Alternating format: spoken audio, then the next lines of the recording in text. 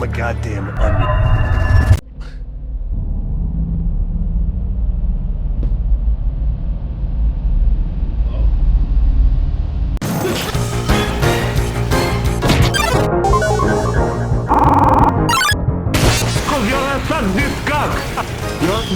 And I want to talk about violence against children. It is a big no-no. Get the fuck out.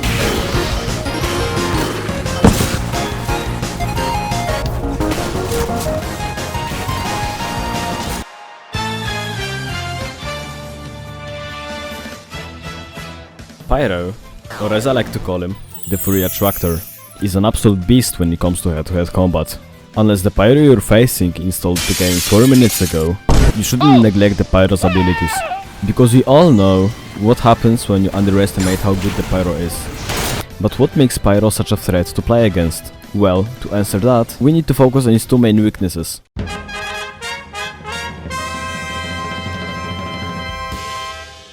Number 1. Lack of range.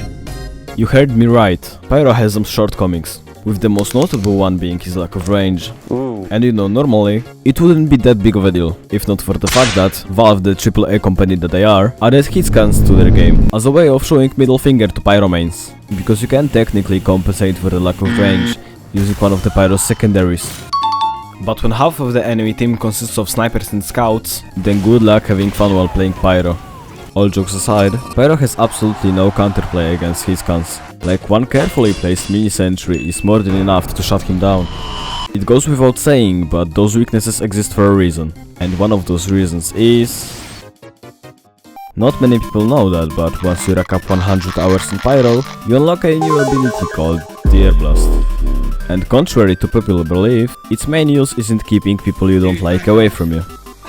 Ever since Valve added right mouse button to our beloved game Team Fortress 2, Pyro became immune to all projectiles.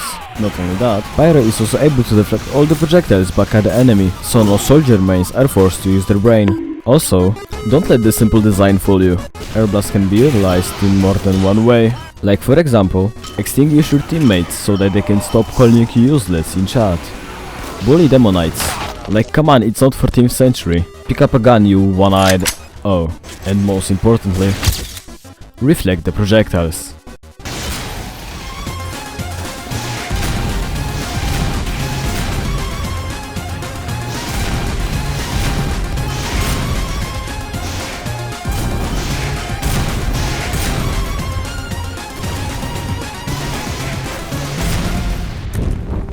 But what if I told you that Pyro has a special hidden mechanic that not even Lazy Purple himself mentioned in his How It Feels to Play Pyro video? That's right, Pyro can... Gravity is a harness. I have harnessed the harness. It's in you. That was not a recreation of a competitive clip. It's fiction. I guess you could say it's more of a artistic vision per se. But it presents the mechanic that I want to touch on. You see, every time when you shoot the rocket with Pyro, he has to choose one of two options. Either he reflects the rocket back at you, possibly dealing a lot of damage, or he can use the rocket to launch himself into the stratosphere. And why exactly would he choose the second option? Well, cause it's fucking cool. This is the part where I reveal my bias. Of all the cool shit that Pyro can do with his Air Blast, reflect jumping is by far the coolest thing. But hold on for a second, isn't that a gimmick? Yes, kinda. But who said gimmicks can't be useful? Generally speaking, Speed has the ability to change a good class into a great one, and for a good reason so. Having more options of approaching the enemy is just incredibly useful.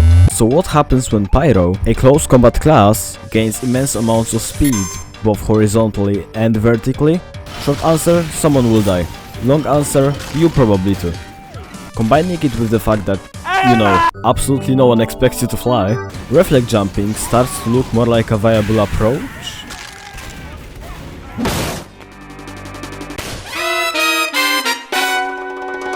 Pyro has a huge plethora of secondary weapons to choose from, ranging from solid and respected to almost entirely fucking broken. And then there is Flare Gun, arguably the best and the most underutilized weapon for Pyro. Now hold your horses, I know what you're thinking. How come Flare Gun is the best weapon for Pyro when you have weapons like the Panic Attack or Scorch Shot under your disposal? Well, it's actually kinda simple. Pyro. It makes up for almost every single Pyro's weakness. Hear me out.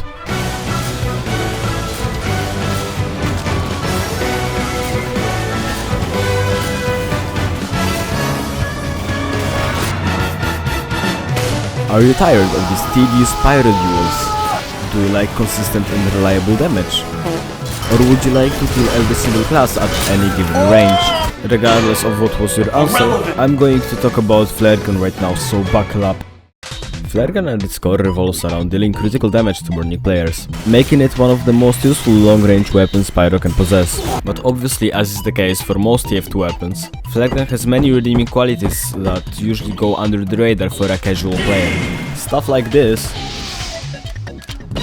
and this, make it far superior choice compared to other secondary weapons for Pyro. And obviously, as you can imagine, Flare Gun is definitely the best weapon to combo with. Yeah, combinations. I am about to say something controversial, so you better prepare yourself.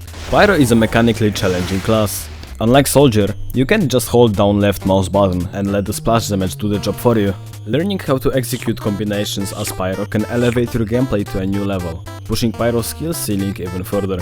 He was quite literally designed to combo his weapons. No other class in Team Fortress 2 benefits from comboing as much as Pyro does. 288 damage? And of course, I am aware that comboing requires you to think, something most Pyro players avoid like water.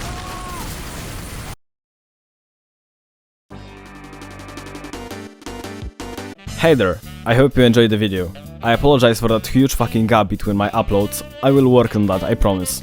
There are 3 main things that I want to announce, so bear